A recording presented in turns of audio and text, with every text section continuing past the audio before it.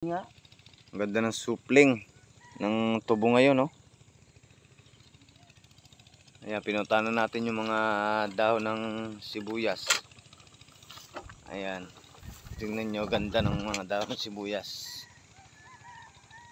Parang pala. Ayan, nakakapagbinhi sila ngayon. At wala mabilihan ng buto. Ayun, napakaganda. Isang plat na malapad, oh. Kapal, oh. Yung alaga. Ganyan ang itatanim namin ni Boy Tingala. Mga ganyan lang. Yan, oh, plat. Ganyan lang kapraso. Ayos Ang na. ganda, oh. Kapal, oh. Ganda. Parang palay. Ang taniman ng sibuyas. Ayan, dito kami sa taniman ng sibuyas at kinchay sa mga nagka-garden dito sa amin. Ayan.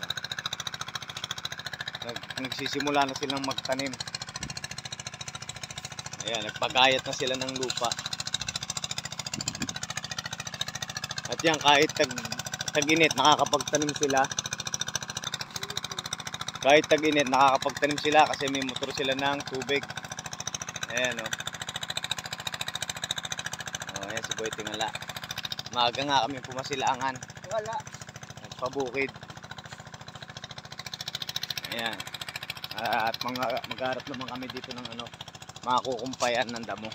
Ayan, para sa baka. Ayan, tanaw natin ang Maynila. Ayun. Wala na, bago uupa sa amin, ganyan. Ay, ayoko. Ayoko na. Ganda dyan, no? Baka naubos na, pang-upa. Kaya ayaw na, matauan. Pumapayag. Napakaganda dito. Dito yung pinakataas ng taniman. Ayan, no? Tanaw ba yung Maynila? May biguwit na. Basag? Hindi. May nauwi. Doon sa Nayon. Yun. Sa may highway. Ayan. Tayo sa dulo ng pagtataniman nila. Napakaganda ng pinagtataniman ng mga magugulay dito. Napakalawak pa ng mga lupain dito sa amin. Ayan. Iba't iba ang may-ari.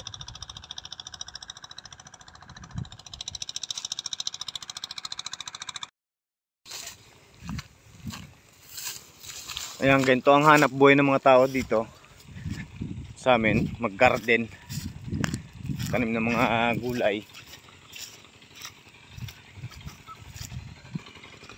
Tapakita natin yung mga ganda ng mga sibuyas.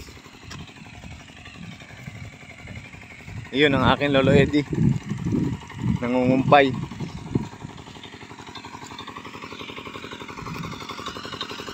Ganda ng mga na sibuyas nila, oh. Ito yung kinchay. Yan ang gamit nilang tubig. Nuka sa ilog. Ang ganda ng kinchay, oh. Oh.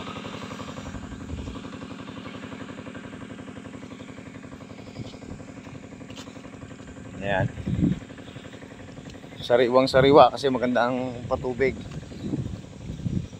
Pwede ka na mag-alaga ng hito, oh, kung gantong magandang balon. Ito yung mga bagong tanim.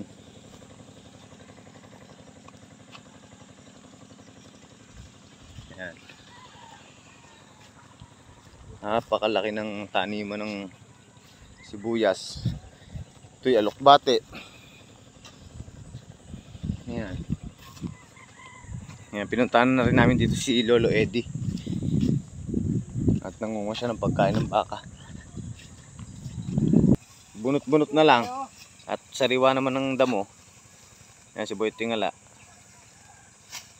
Ayan, at gagawing pangkumpay ng baka. Ayan, oh. Tagbulaklak na ng dahon ng sibuyas. Napakaganda, oh. Pag inabot ka ng kamahal nito, napakaganda nitong pagkakitaan.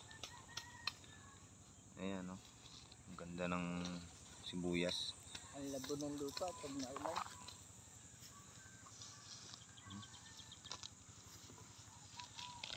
Dito sila nagga-garden. Iba't iba ang may-ari. Iba't iba ang nagtatanim. Yan, tingnan yung taba ng mga sitaw saka okra. Ayan. Grabe, okran to, kalaki. Ayan, oh. Fresh na fresh. Ayan, si Boy Tingala nangungumpay. Okay, kapuso. Ayan, tatawid tayo ng kabilang ilog. Ang daming bula ng tubig, oh. Tignan natin yung baka ng ating kamag-anak dito. Dikit-dikit lang naman kami dito. Ayan, nauna na si Boy Tingala.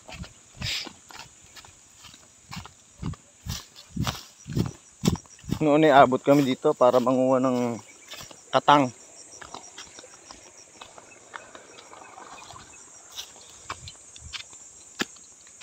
Ayan, ganyan ang gamit nilang tubig. Motor ng tubig.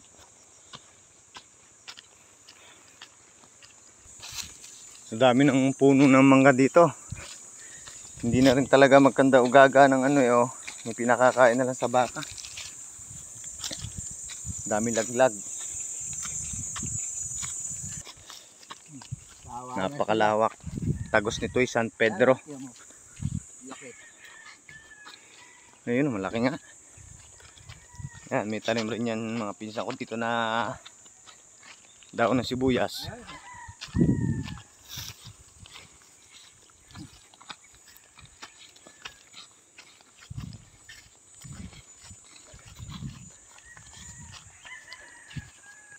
Ayan, oh, sa may ligmang sa mga Bicol Express, dang kapal ng sili, oh. Namumutik-tik sa bunga, oh. Kaya edad ng tiger ko, no?